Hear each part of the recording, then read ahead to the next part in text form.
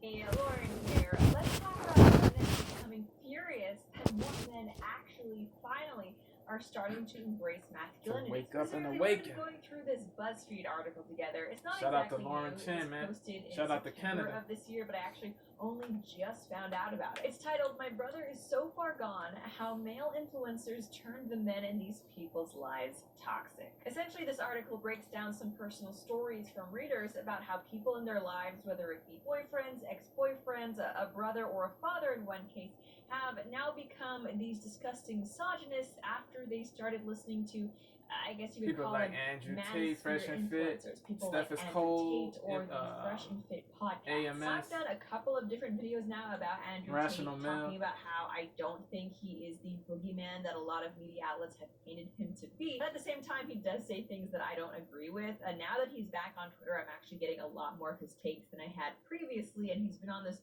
weird pro-polygamy tirade lately, and it's just like, no, I'm not on board with that. I do think he does say a lot of positive things to men at the same time. Things about pushing yourself to succeed and work harder Abundance and reach your mindset, goals. I think hard that is work. something that a lot of men need to hear nowadays, because I think far too many young people, and yeah, especially men, have fallen into this Accountability. nihilism. That's just not good for us. And then, like I said, the Fresh and Fit podcast, those two guys, they're also mentioned quite a bit in this article, but to be honest with you, I'm really not familiar with them. The most I know about them is that they got into some controversy, I think, because they were allegedly launching false copyright claims. Yeah, that was some bozo-ish.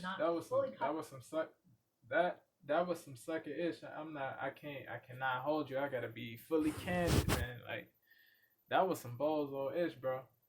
Like, yeah, bro. I lost respect for them before that strike stuff or whatever. Before they were doing that stuff or whatever. When they were talking about when Myron, he's fit and he's fresh. This is Walter. This is Walter Weeks, aka Fresh Prince CEO. This is Myron Gaines, aka this is Myron Gaines, aka Fit. You know what I mean? He goes by Fit. He goes by Fresh. Yeah, Fit was going in on Preach from Abba and Preach. He was going in on Preach's wife or whatever. Like, he was resorting to low blow attacks and below the belt attacks and all that type of stuff. Like, it was corny, bro. It was corny. Yeah, it was crazy, bro. It was crazy, man. Yeah, he was. Yeah, bro. Yeah, bro. Yeah, man. And this one dude, what's his name? John Anthony Lifestyle. He's a dating coach or whatever. He was going in on Fresh and Fit, saying they're fake alphas or whatever. They purport to be. They pretend to be alpha and all this when they're really doing simpy stuff and doing sucker stuff behind the scenes, man. Yeah, that's crazy, man.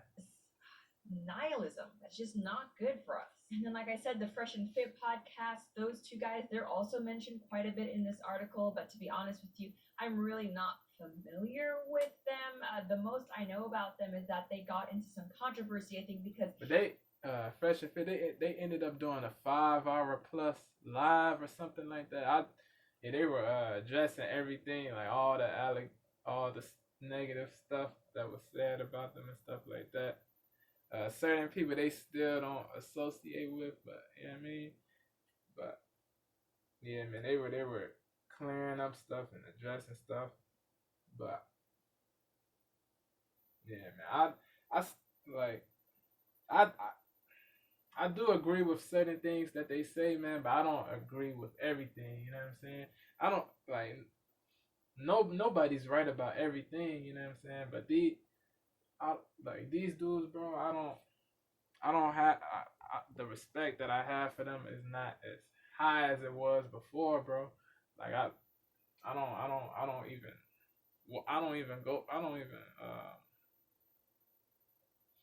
I don't rock with them anymore, man. I I don't watch stuff. I don't go to their channel anymore. You know what I'm saying? I lost respect for a lot of respect for these dudes, man. After they did that to preach, and after John Anthony Lifestyle was showing evidence of like Myron doing some wildish or whatever, bro. It's just wild. It's just wild. Like I said, the Fresh and Fit podcast, those two guys, they're also mentioned quite a bit in this article. But to be honest with you, I'm really not familiar. I wish them well, man. The like most I don't know have about hate them for is that anybody, they got bro. into some controversy, I think, because they Certain were people I allegedly just don't got launching respect. false copyright claims Respect against for. critics. I'm not fully Yeah, caught up. man, that copyright strike stuff, that was some sucker ish, bro.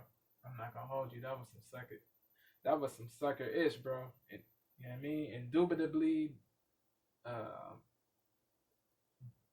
devoid of laudability, man. Devoid of laudability, man.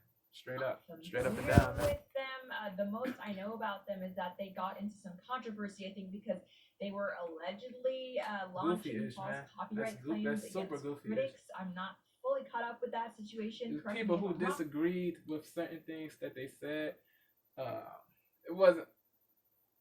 They were. Some certain creators were stealing Fresh and Fit's content, like just re-upload it and not give a commentary, not transform. And those people are bozos. I agree with Fresh and Fit on that. Like, but people that were just disagreeing with certain things and saying how they candidly felt, like Playback, Alvin and Preach, Jamari, I think other big creators, they, you know what I mean, they gave their candid takes, and they bravely and courageously disagreed with Fresh and Fit on certain things, and they, you know what I mean, they you know what I mean, they kept it a buck. They kept it a buck about how they felt, man. They were not on some hateful ish, or they just did not concur with certain things, and they, yeah, bro. But Fresh and Fit wanted to strike their channels and all that. Like, he was saying, all these people,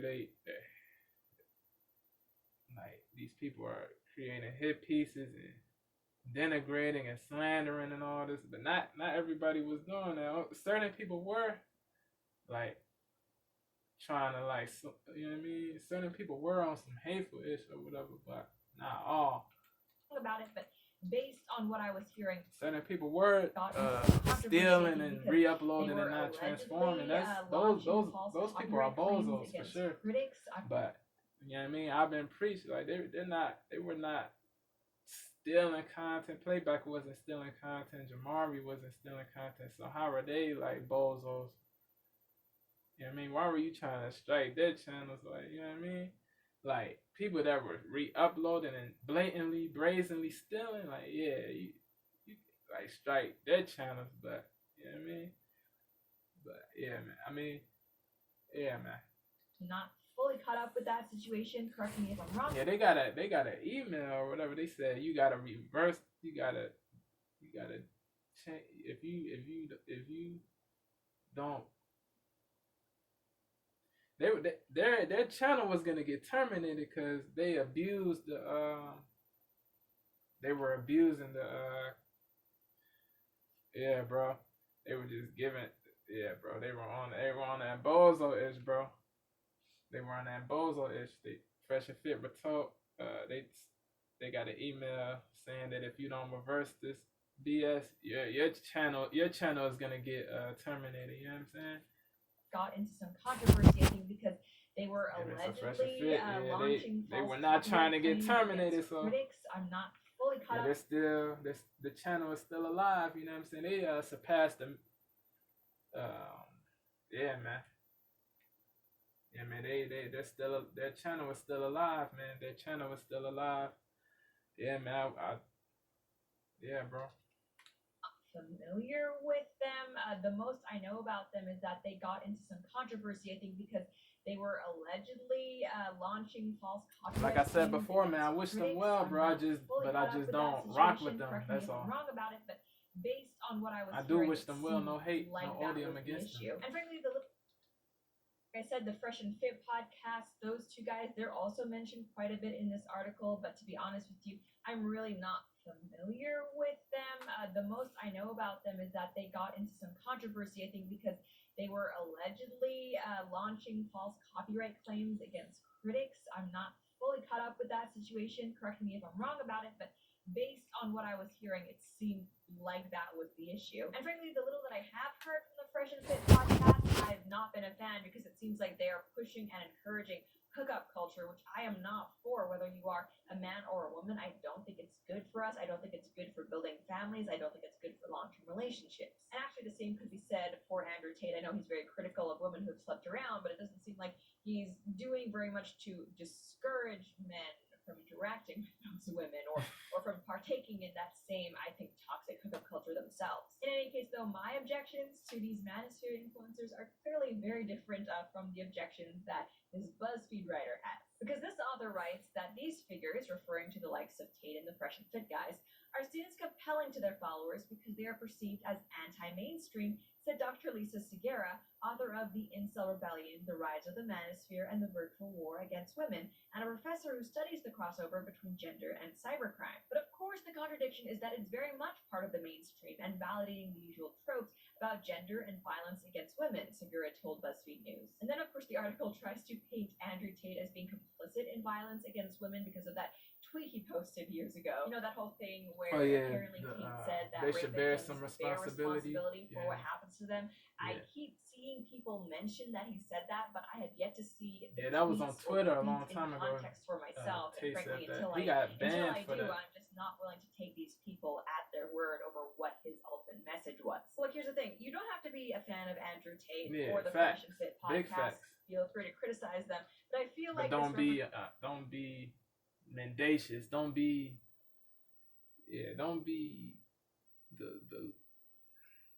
man. A lot of people lie on people's names and all that just because they hate them so bad, hate them so much, and that's not cool, bro.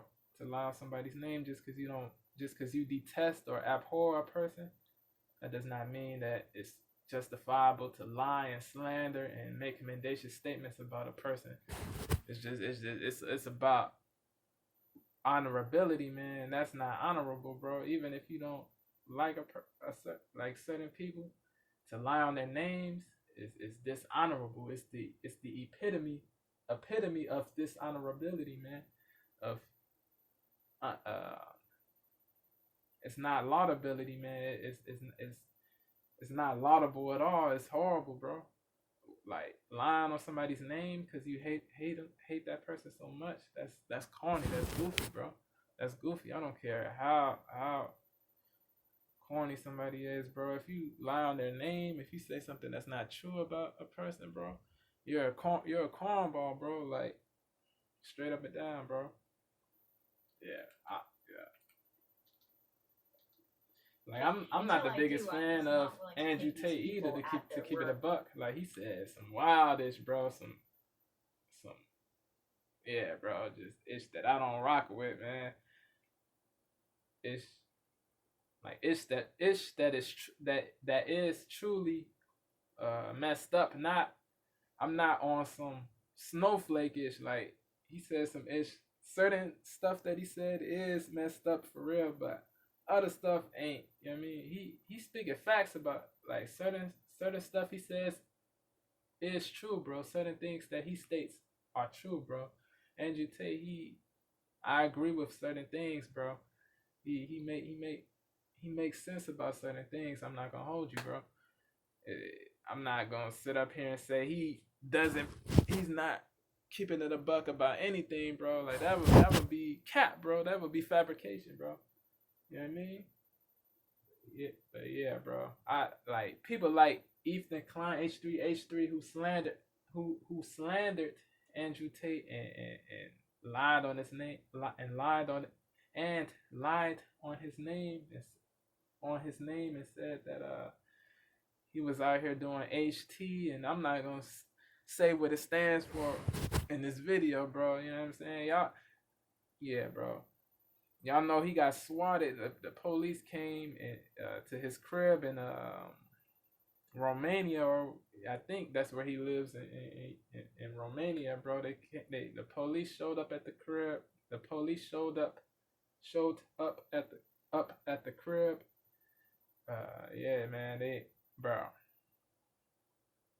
they, you know what I mean? No woman was held against her will in that house, bro. So Ethan Klein lied, bro. Like, he intentionally lied because he hates Andrew Tate so much, bro. Like, that dude's a cornball, bro. You know what I mean? H3, Hasanabi, H3. Uh, yeah, bro. People like them, bro. They're cornballs to me, bro. Real talk. But I don't hate them either. I don't hate Hasanabi or H3. You know what I'm saying? Seeing people mention that he said that, but I have yet to see the tweets or tweet in context for myself. And frankly, until I do, I'm just not willing to take these people at their word over what his ultimate message was. So look, here's the thing: you don't have to be a fan of Andrew Tate or the Fresh and Fit podcast. Feel free to criticize be them. unbiased. But I feel like this represents how in our society we've lost nuance or the ability to say, yeah, I disagree with you, but I don't think you're a murderer. Like, this article essentially goes straight to these men sagacity. Are encouraging violence against women, which no, I just don't think is true. And this next part of the article, this is something that really bothers me. It reads, what makes this particular kind of content creation so insidious is how it's packaged, most often as self-help for men who are struggling with real issues. On the surface, there's that appreciation of genuine problems that the men suffer in society. But these communities are not about support, Segura said. They are more concerned with creating this common enemy of women, society, and progressiveness.